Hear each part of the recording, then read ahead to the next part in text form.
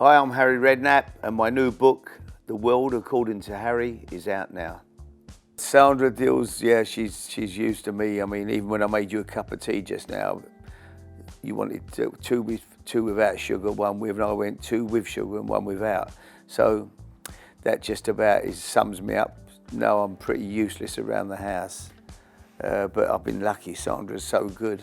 I mean, she could be a plumber, electrician. She could be any, she's a fantastic cook. So I don't really need to do too much, really. Sandra tends to do it for me. I wish I could do more, actually, but I was too busy concentrating on playing football when I was a kid. I love all animals. I'm a big animal lover anyway, This is Barney, the big boy. He's 3. He's soft as soft can be. He loves a fuss, Barney. He loves the beach. Well, when I went into the jungle with the celebrities, I'd never met any of them. Nick Knowles I'd met, on one occasion, but the rest of them, the guys and girls, I didn't really know them. And so it was a big surprise to me, and I got to know them all very well, and we all got on so well. That was the big plus for me.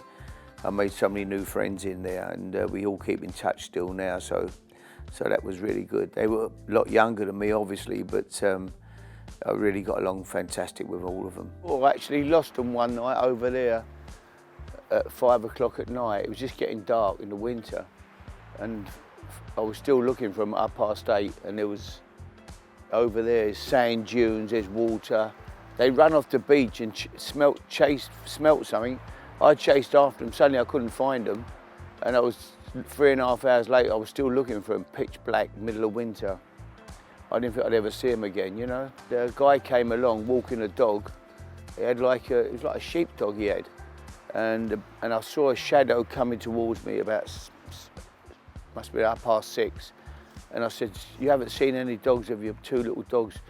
He went, "Bloody hell, Harry." He said, "It's Harry, innit?" I went, "Yeah." He said, "You'll never find them in there." I went, "Oh, I don't, so I got I was running for half a mile one way, the other way, and suddenly I hear someone shouting, "I've got one of them, over here." And I thought it's someone, I'm shouting out to him. And this guy stayed over there with his dog and actually found them. It was amazing. It was, the relief. Yeah, and Sandra, I didn't take my phone with me. Sandra had the dinner on. She said, "Oh, the dinner'll be about an hour."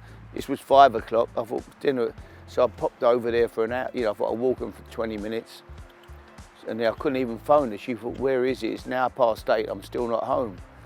So she was really worried, Growing up in the East End was fantastic. It was a great place for me, and as a kid, everywhere we went, there was kids playing football. In them days, there wasn't too much television or too many other things to do, so football was our real big passion for almost all the kids around where I lived on a housing estate. I lived on a big old housing estate where there were so many kids to play with. You were never short of a football team to play with, so it was fantastic.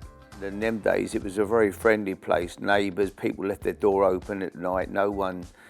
Everybody looked after each other, and everybody spoke to each other. And I think that was important growing up, and I still take that now. I speak to everybody. Some people probably think I'm crazy. I say good morning to everybody when I walk past them, when I'm going up to get my papers or whatever. But that was how it was in them days, and growing up in the East End.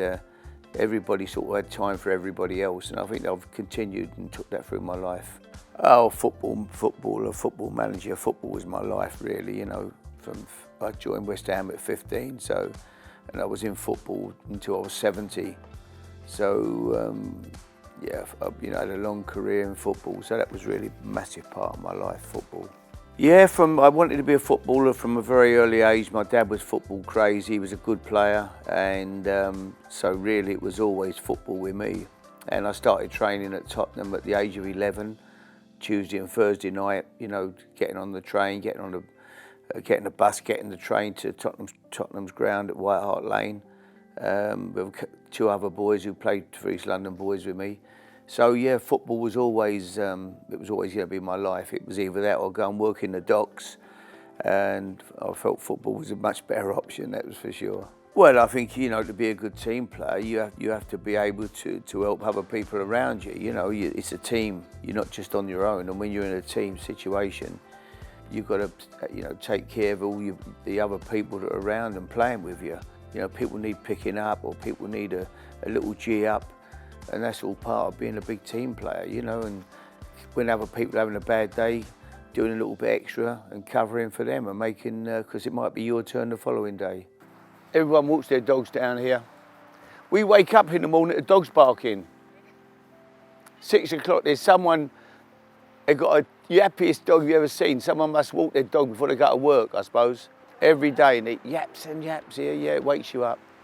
Yeah, I felt misrepresented many times. People always, you know, every day something happens that somebody's got something to say or looking for a story. But, you know, you got to get on with it. You just, I mean, my motto was don't even buy the, you know, don't even, what you don't know, don't hurt you. So I wasn't, people would say, oh, have you seen what someone said about you there? And I'd go, no, I haven't seen it. I don't want to know, not interested. And it's fish and chip paper the following day, isn't it? So that was always the way I sort of looked at it. Well, my hobbies, playing golf, I enjoy that. I enjoy racing. I've got horses and they're a big passion of mine. Race, you know, I love going to the races occasionally. Don't go that often, but sort of go and see my horses at the stables. I enjoy doing that, and when they're running, I go. So that's a big passion of mine. And watching the grandkids playing football, I love doing that on Sundays. Other than that, spending time with my wife, really. Goodbye. The book's out now. Hope you enjoy it. It's a good read.